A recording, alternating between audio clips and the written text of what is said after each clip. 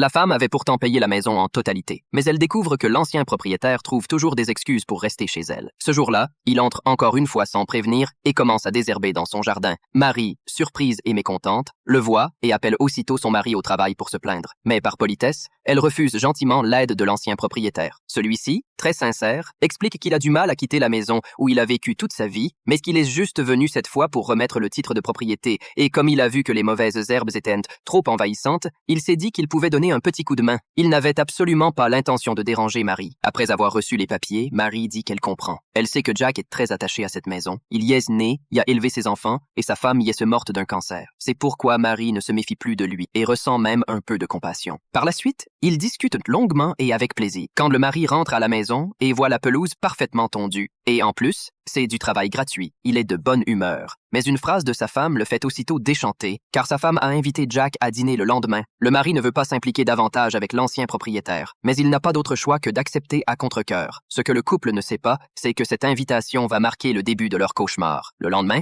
Jack arrive comme prévu et offre un cadeau avec galanterie à Marie, en sentant la bonne odeur du repas. Jack fait de nombreux compliments sur les talents culinaires de Marie et la félicite pour être une mère exemplaire. L'ambiance entre les trois est très détendue, mais dès qu'il voit que la maison a été entièrement rénovée, Jack change immédiatement d'expression.